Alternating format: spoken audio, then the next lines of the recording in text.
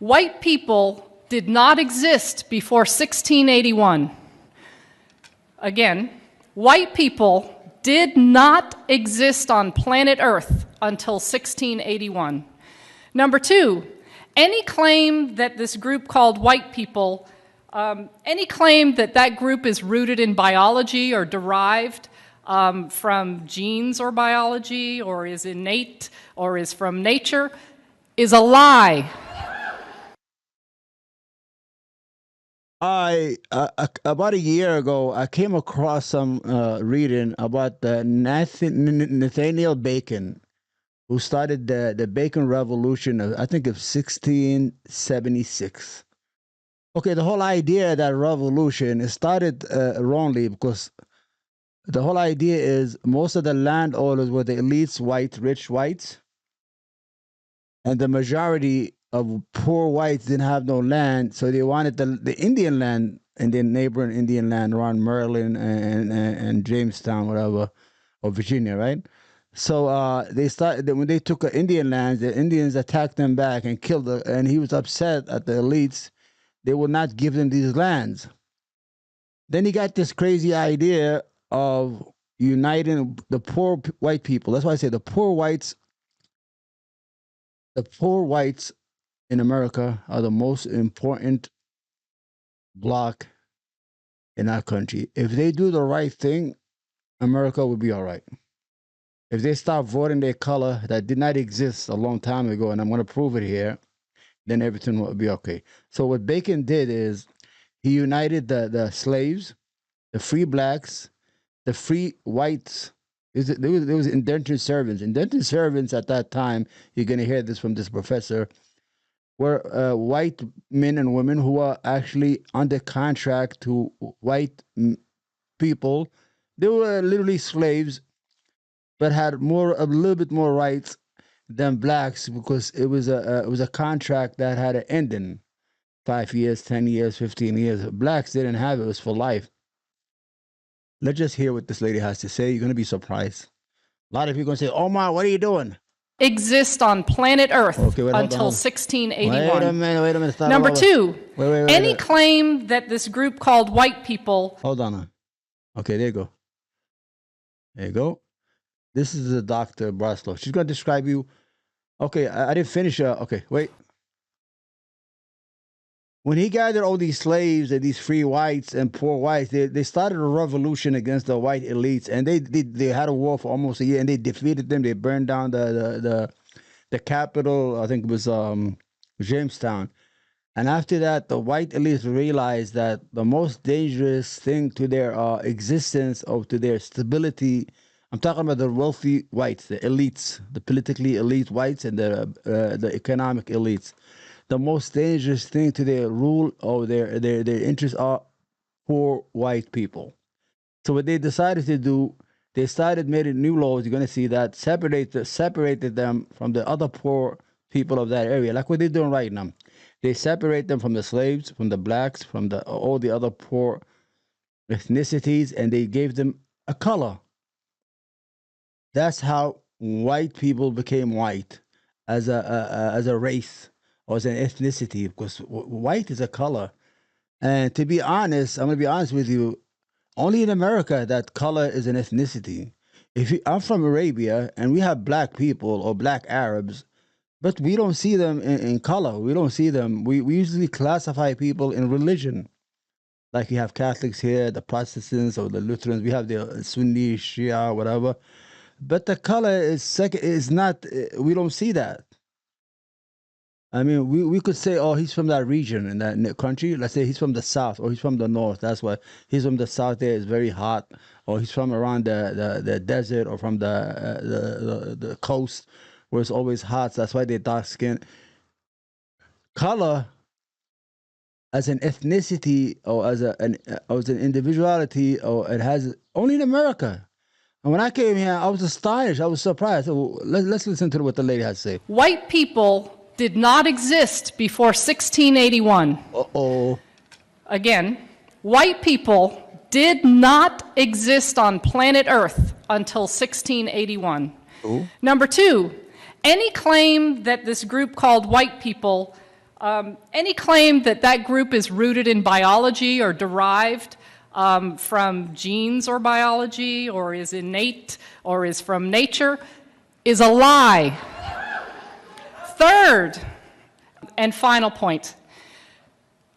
As a matter of foundational law, actually, let me say it this way. White supremacy has been embedded in the United States of America from its founding as a matter of law. Now, I don't expect you to buy all that, to get all that, to believe all that, at least not now. But my job is to share with you the legal history that proves each of those three you might get bored, claims right? that I begin But you have to learn. This is how you're going to learn. Let's get started. Okay, we're going to get started. Please stay with me, especially if we have to begin this conversation in colonial North America, specifically in the colonies, the British colonies of Maryland and Virginia. Both were British colonies, and both shared a number of particular characteristics. First, their economies were rooted in tobacco farming. If you know much about tobacco farming, it requires tremendous human labor. Lots and lots of workers. So the slaves, you need slaves and indentured servants to work for free. Go ahead. Those who owned large plantations, big landholders, constantly needed laborers to do the work to grow the tobacco. Let me go to the other side. In addition to sharing an economic base, both colonies had an incredible gender imbalance, roughly 10 men for every woman. No pussy. Now, let's understand a little bit about the folks who constitute the people in these two colonies. Oh, and by the way, let me give you a year. We're in the early 1600s, okay, the early part of the 17th century, colonial North America. England had, for some bizarre reason that today demographers cannot explain, there was a population boom in England in the early 17th century. So there were lots and lots of poor British people who were on the public doles, who couldn't find a way to make a living, who couldn't feed themselves. So the king in England was quite happy to have them sign a contract of indenture to then go work in the British colonies. And that is what happened. Both indentured and enslaved persons, according to historian Edmund Morgan, were sold and traded like cattle. But of course, not all laborers stand equal in terms of their labor agreement or lack thereof. Those who came under a term of indenture worked for a term of years, and presumably this indenture was... You see, white people were owned between 7 to 14 years. And they had all these gimmicks, like if they made a mistake, if they got pregnant or anything, they could prolong that. The whole idea of an indentured servant is we get to pay for you to go across the ocean, the Atlantic Ocean, and come to the United States and leave Britain because you're unemployed, you're in the street of London. But we have to own your labor for 7 to 14 years. It was a form of slavery, but it had an end date. What they call in law a sunshine date, where things have to come to an end. But blacks, as you can see, it's for life. It's an agreement that they chose to enter into. The terms of indenture were largely protected by British law, although the terms that took form in colonial North America were quite different than those that existed in England. For example, in England, indentured servants could marry because that was viewed as the way to produce the next group of workers. In this country, indentured servants were prohibited from marrying, and if women were unfortunate enough to get pregnant during their term of indenture, they added usually about 7 to 9 years onto their term of indenture, and 1 year to the father. Slavery, of course, was a status that came with life, work for life. There was neither British law nor international law to prohibit or restrict slavery. They have no rights. No, they're not humans. What we do know is that at this time period in colonial North America, there were free persons of African descent. We know that landholders freed slaves. They did so in wills. They did so by allowing them to purchase their own freedom or the freedom of a family member. The vast majority of workers, laborers, in colonial North America at this time were British men, British workers, the vast majority. There were some... To give you an idea how whiteness became. She has to give you an economic and social background, how white people became white, and I don't know what that means. How white people became white and what led to the white elites to create this whiteness, a white people, a white nation. Women, there were some European laborers from Portuguese, Dutch, folks from Ireland and from Scotland. Hey Google, next song. Oh? Also, bro, shout out to are also all my revealed in mods, the, man, that have been records. helping out so The much. vast majority since were we've been British doing men. something. I've been live for 4 days. There were small numbers These dudes of have been, persons of African missing descent, and there were even smaller sleep and numbers all of kinds members stuff of native to, tribes. But in this to slide, I'm help trying out. to capture the socioeconomic ladder, And, and really that ladder should be I about really as want long to as be able it's to do room. this. The without landholding launching. elite So are, shout out to in my today's mods parlance, that's the and all 1%. the close homies that really And the support vast majority and of help those out. who were in the OGs, colonies man. were laborers. My against toes! Go! Here's what Stop fucking lose my voice, bro! Thank you for the we five, tend to really dude! struggle with Holy getting a good shit! picture of social life, the social context. Bro, thank you at so this much, juncture. man! We're very good at understanding the social relations Fucking go, that dude. exist Thank you. later, and we'll talk about those in a moment. W! Pre-Bacon's Rebellion society W. is something that we generally in this country struggle to grasp. W. So I'm going to do my best to paint a broad stroke picture. Yo, Omar, of what's this up, time. man? Yo, Corey, What we what's know up? is that British and Yo, African W, laborers thank you so much for the worked, 5 gifted, bro. That's so ate, nice and of slept you. together. Thank you. Furthermore, the evidence from this period, 368 subs at 400. which I gotta covers the shave first my three face. quarters of the 17th century, They want me to go back. Yo, the Babbles, what's anecdotal up, evidence bro? reveals that they W lived father under and similar son. conditions WU, man. Thank and you so faced much. the We at same 368. opportunities and chances to make it once one was free of their term of service, whether free of enslavement or free of indenture. What am I doing here? So let's review this. British laborers constituted the vast majority of the populations in both colonial Maryland and colonial Virginia. All men, of course, because the law of coverture, let me tell you something about that law of coverture. The law of coverture is derived from British common law, and it structures marriage. And this is how Barrister Blackstone famously described the law of coverture. In marriage, the man and the woman become one, and the one is the man. You didn't have the right to retain your own wages. You couldn't create estate planning, wills, or trusts without the approval of a man. So all men who were free of indenture or enslavement faced the same opportunities in these colonies as a matter of law. For example, free men of African descent could own servants or slaves, and they did. They could vote, and they did. They could marry persons of the opposite sex. God, and I love that I have to make that qualification now. Woo. They could marry persons of the opposite sex regardless of national origin, and they did. In fact, marriages between men of African descent and women primarily of British descent were not uncommon at all. In one county, 1/2 of the free men of African descent were married to a European woman. There was a challenge to these marriages, but it did not come from the masses. It came from elites, and that's what we're going to talk about next. All right, this little depiction is marriages. The only marriages that anti-miscegenation law prohibited were those. We look at law and study history, and you see a break from British common law, you always want to pay attention, because it tells us something about the needs and desires of those who wielded power in the colonial context. So anti-miscegenation law was one of these laws. They were passed colony by colony and then state by state. It's a really important area of law for a number of reasons. This is what they did. They started first making laws that blacks cannot marry white women at that time, which they were. They cannot interact with each other. They started separating the races, the people by color. To do that, they needed to bring the poor whites into the fold and use them as vehicles for their power, which they are doing today. The same thing they're doing today. They've been doing it since 1681. They've been doing it to white people. But for our purpose this morning is because it's where this human category called white first appears on planet Earth, the first time. In addition, anti-miscegenation law is important because it lasted more than 300 years. These anti-miscegenation laws literally shaped the faces of this group of more than 2,000 X number of people that I'm looking at today.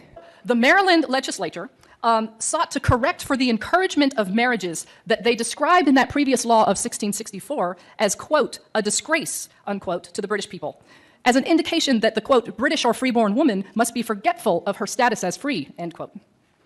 So they passed the law of 1681. And in this law, it made it illegal for British and other white women from marrying a Negro slave. Right. And furthermore, the law punished any landholder who encouraged the marriages and any religious authority who performed it. This law equals the invention of the human category white. That's right. You see? Did these group of laborers, some of whom were from Portugal, some from Holland, some You understand what she's saying here. You got to understand how white people became white in America.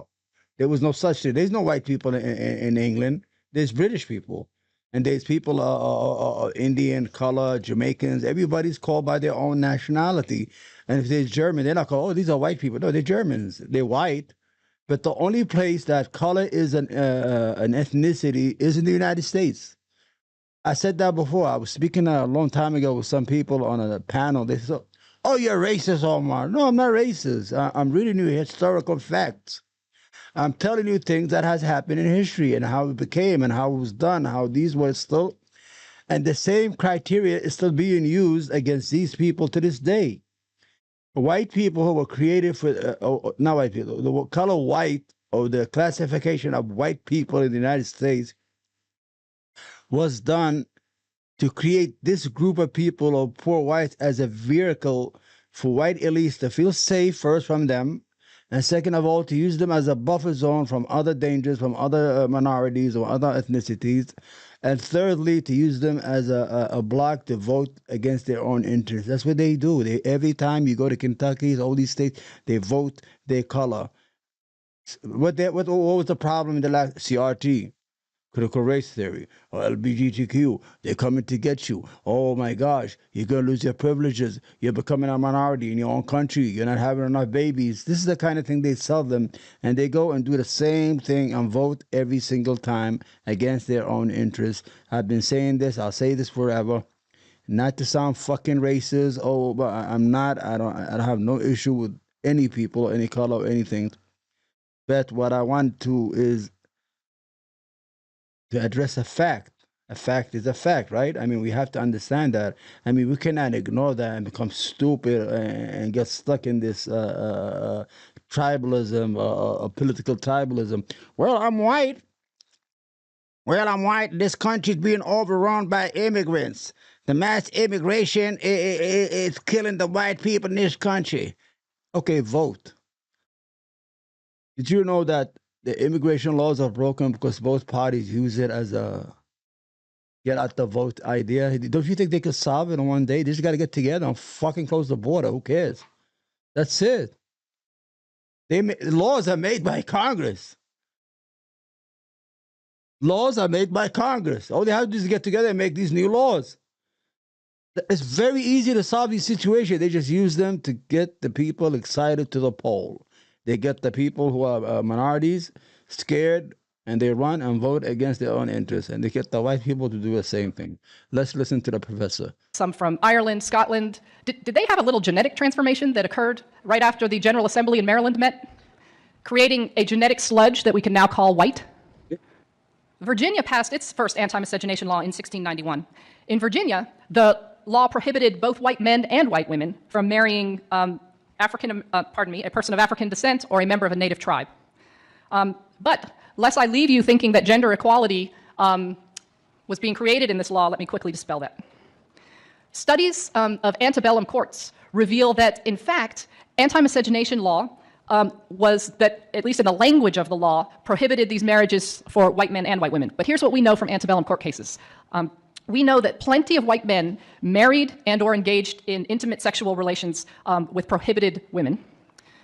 However, very rarely were they brought to court and punished under the anti-miscegenation law. Yeah, only the black Very ones. rarely. So here, pay attention to this. This law, in its enforcement, is largely focused on controlling the relationality and the sexuality of white women and non-white men. Furthermore, think about the enforcement practices that come out of this particular law. What's the result? Who becomes more available for who? We see a further step in locating patriarchal power squarely among and within white men. We've talked about the law of 1664 and the amendment to that law in 1681. And we've noted that the key difference between those two is the reference to the group who's of concern. The language has shifted from British and other freeborn to British and other white women in that particular law. So the question becomes, well, what the heck happened between 1664 and 1681? And the answer is Bacon's Rebellion. Rebellion, there you This go. was a massive revolt in the colony of Virginia that lasted more than a year. Let me give some background of the seeds of this rebellion, what helped give rise to this violent outburst. Those who were enslaved, I don't think it's hard to imagine, were by definition of their status disgruntled laborers. And remember that pool of readily available workers from England who were poor and happily sent off in the guts of ships? Well, they dried up. That population surge ended, and there was no longer a pool of laborers from Britain available to handle the work on the plantations in the colonies. The result is they began to impose harsher punishments on indentured servants who were already here, so that relatively minor infractions would result in significant extensions to their years of service. Those who completed their term of indenture or who were released from their status as enslaved were frustrated. They were frustrated because the King of England gave almost all of the farmable land to his buddies, and even if they could find land to grow tobacco on, prices dropped and taxes went up. So land and other opportunities became much more limited. So this guy, Nathaniel Bacon, the guy pointing his arm, he didn't have to search very far for disgruntled laborers. Both those who were enslaved or indentured faced worse treatment, and those freed faced less ability to make a future for themselves. Persons of European and African descent fought in the first phase of Bacon's rebellion against members of native tribes, and then in the second phase of Bacon's rebellion against the British ruling elite.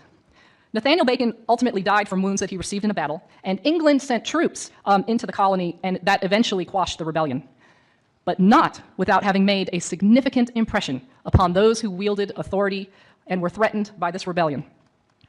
Remember, this rebellion lasted over a year, and records from lawmakers in Virginia to the Legal Oversight Authority in England revealed that over 30% of the population were in support of the rebellion. Here were the lessons from Bacon's rebellion. A united labor force is a threat to the form of capitalism taking hold within the colonies.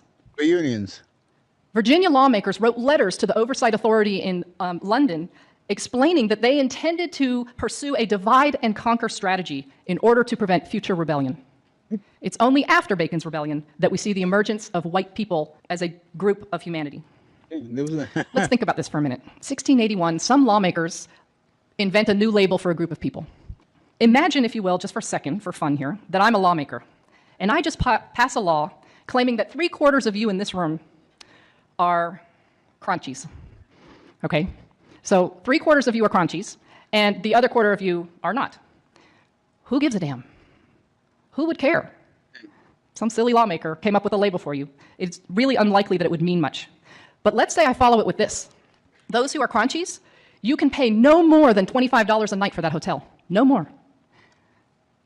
Those who are crunchies are the first to come into any room at this conference and the first to leave. The first in line at the bathroom, at lunch, at any other line that forms, and the first to get to leave.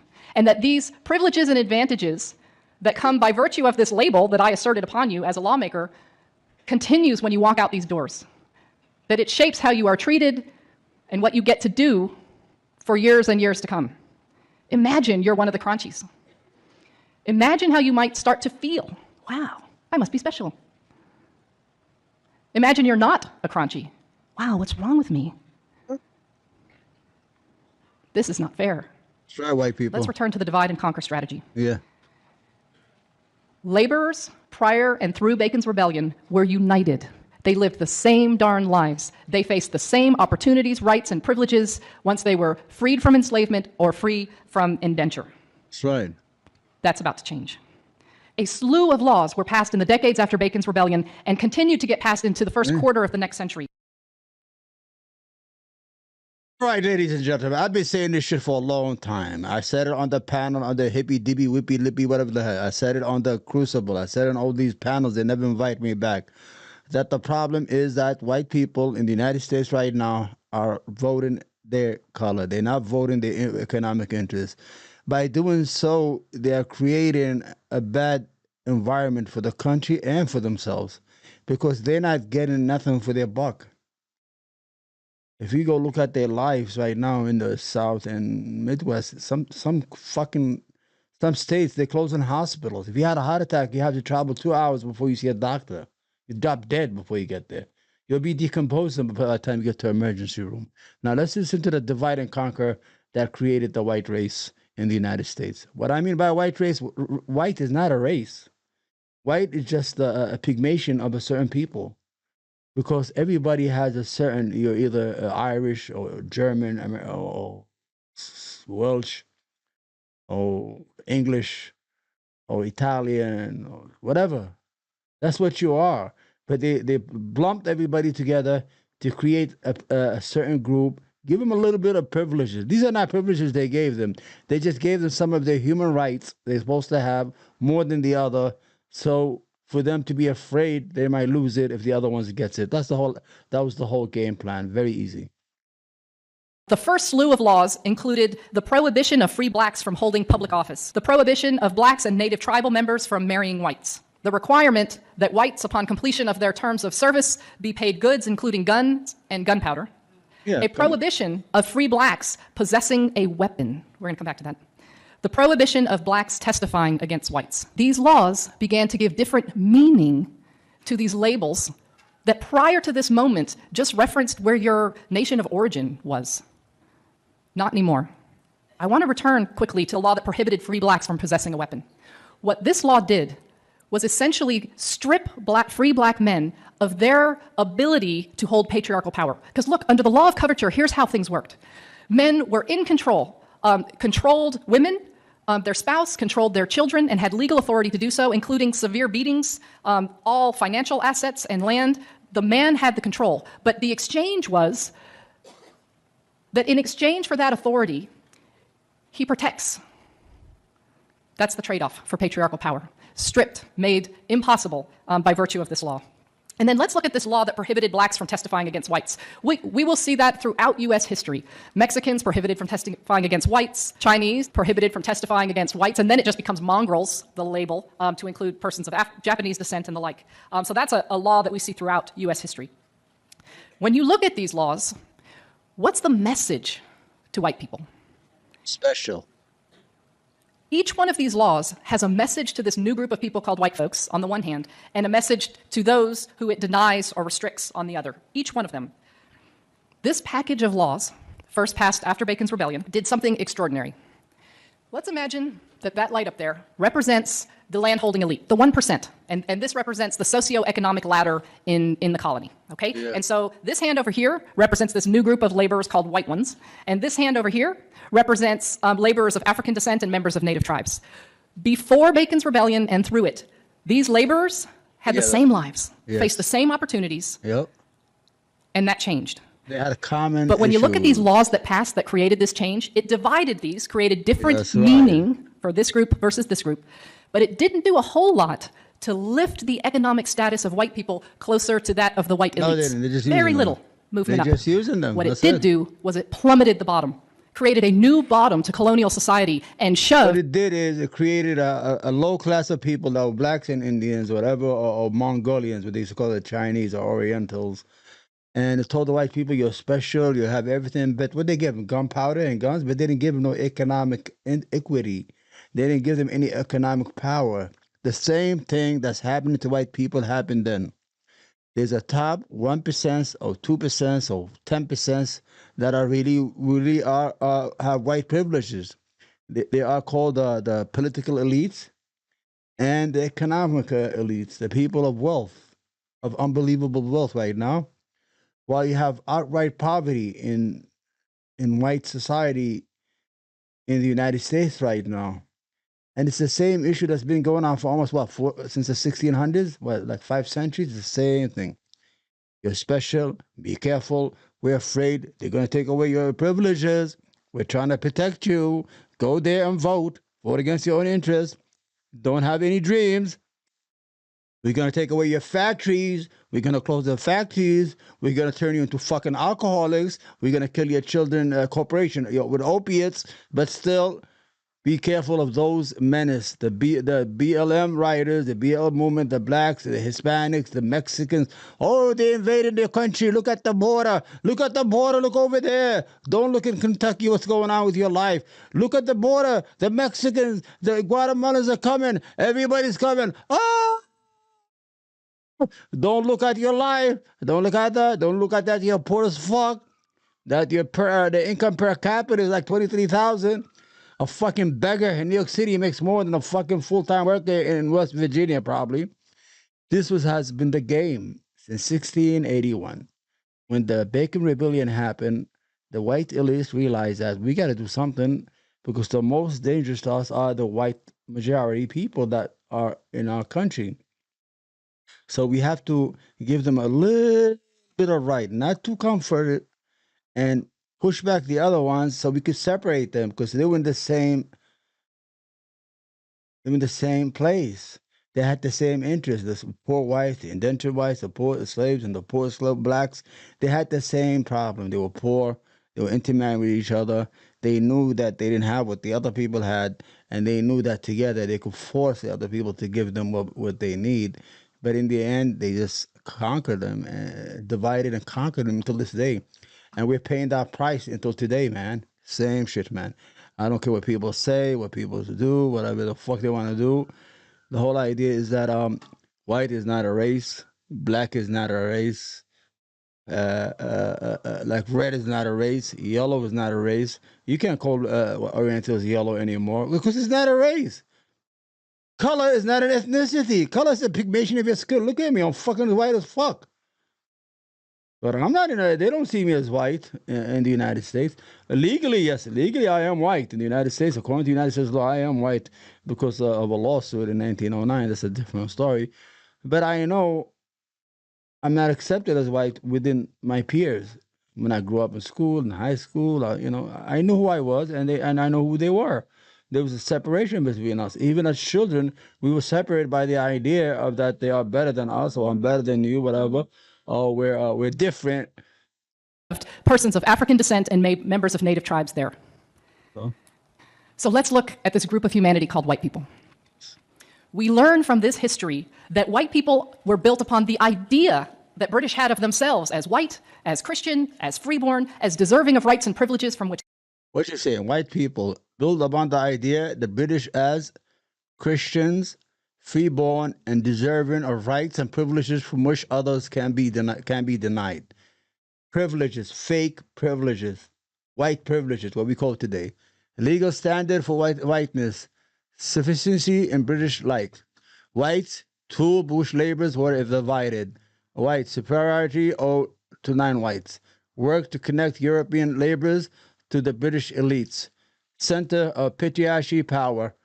No genetic shift, a human assertion of power. You can't get married with other people. You got to maintain that color. Which others can be denied. To this day, white people have not been defined as a matter of law to this day.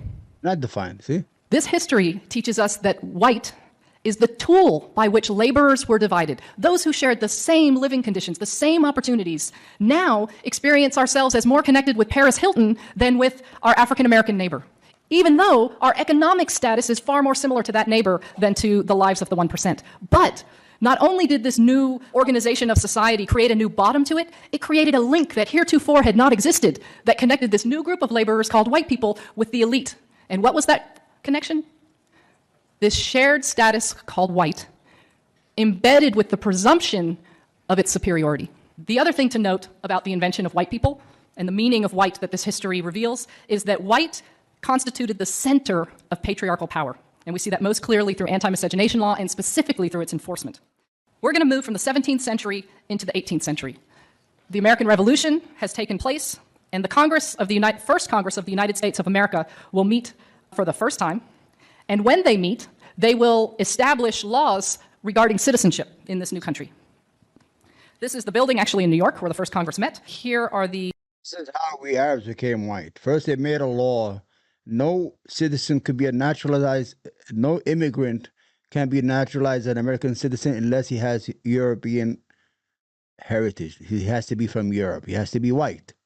And it stood like that for 100 years or more until the 1900s, not like 1909, when Arabs sued. Like the Arabs, this fucking guy who's a Syrian, who's a Christian Arab, and he was a police officer. He arrested some guy. This is a strange story. He arrested somebody in California, and then they said the father said you can't arrest him. He's not an American citizen. Then he sued. You know what he told the judge? He said, I cannot be Mongolian because before, remember, they had three races. The United States recognized three races. The Mongolian were Chinese, Taiwanese, and people who are from that area, the Far East. And Arabs were lumped together with these people. We're from the Middle East. We're not Chinese. We're not Mongolians. We're probably closer to whiteness than we are to the other people. You know, our features. Look at my nose. Look at my face. Look how I am. I'm more white probably than I really am, whatever it is. I'm Mongolian. So the man sued, and he asked the judge, he said, I'm from the land where Jesus was from. He was from Jerusalem. He's from Syria. He goes, do you consider, was Jesus Mongolian? He goes, no. Then I cannot be Mongolian.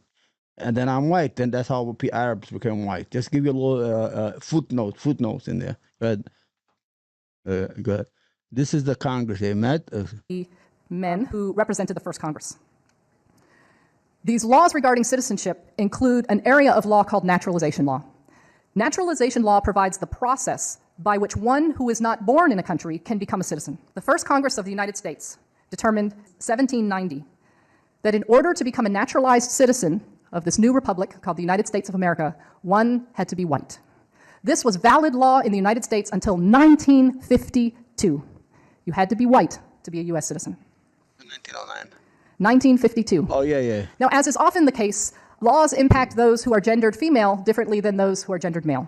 No less true with the naturalization law. For example, white women who were citizens, if they dared to marry a man who was ineligible for citizenship via the naturalization law, in other words, he wasn't white, she loses her citizenship. Wow. These laws work to make white women most available to white men, and frankly, all women available to white men. All right. The requirement of whiteness in naturalization law has had a significant impact on various groups of people who've come to the United States of America. In fact, the naturalization law was a significant piece of evidence used in the Plessy versus Ferguson case in 1896 to determine that U.S. citizenship status and therefore the protections of the constitutions were never intended to be applied to persons of African descent.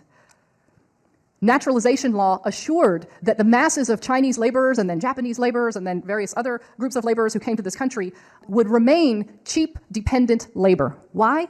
Because even though they were significant in number, especially relative to their employer and landholders and railroad companies, if you're not white, you're not a U.S. citizen. If you're not a U.S. citizen, you don't vote. If you can't vote, you can't voice your political needs and desires, thereby reducing these groups of people to dependent, cheap labor. In addition, naturalization law was used to block persons of Chinese and Japanese and Filipinos, and we could go on, various groups. Not only did it result in them getting paid less for doing the same job, but all kinds of taxes got imposed upon them. So there was a foreign wage tax, various laws were passed that blocked them from being able to work in the public sector, blocked them from being able to hold a managerial position, and then of course, alien land laws were passed. These were laws that made it illegal for those ineligible for naturalization, i.e. not white people, made it illegal for them to own property. And so what's the result of these laws for white people, right? Because we're real good about seeing the harm that these laws cause for certain groups. But let's get the flip side of that coin. When I make a whole group of people ineligible to purchase land, it makes more land available and cheaper for me, for white people. When you're the lowest paid worker and prohibited from moving up as a matter of law, then those positions that get paid more, that are more desirable, are more available to white people. So we see, just from this one law, and I could spend another hour with you at least going through these combinations of law, naturalization law, anti-miscegenation law, and immigration policy, all that combined in these ways to continue to advantage, to give economic value, symbolic value to white people, to give us the unearned advantages that we continue to receive today. I have a favor to ask. Oh, what's the favor? Would y'all close your eyes for a moment? Yeah, crazy. I was about to Close end your the eyes. video. Okay. Imagine a society where white supremacy is not embedded in our institutions. Sit with it. Think of the prison complex. Think of our education system. All right. Think of church on Sunday, synagogue on Saturday, temple, mosque. Think about All right, let's call it an end to that. Okay, ladies and gentlemen, we have seen a video how white America become white. There was no such thing as a white individual. There was no such thing as a white race before 1681. I've been saying this all along. After the Bacon Rebellion of 1676, when the white elites realized that if we left these poor whites unattended and poorly treated like the rest of the people, they're going to eventually unite with these people. Let me put this over here. Let me stay up front here. Okay. They're going to eventually unite with those people. They did. They rebelled against the white elites at that time. Who did they rebel with? Slaves, black slaves, freed blacks, free whites, poor, and indentured servants were actually white slaves on a contractual issue, contracts by contract. I mean, they become slaves for 7 to 14 years. The whole idea, I've been saying this all along, white did not exist. Did not exist. And after that, they created this class of white people, and they're still using it until today to further their interests and use them to further their economic wealth and economic base and political base on the back of these white people who are white. My message is to my white brothers and sisters is in the South, in the Mid, we have the same issue. We're both poor. We both don't have no real privileges. It's a fucking lie. It's phony. You don't have any privileges. But, oh, my privileges is when a police officer stopped me in the highway, he doesn't give me a ticket. Woo! Is that a privilege?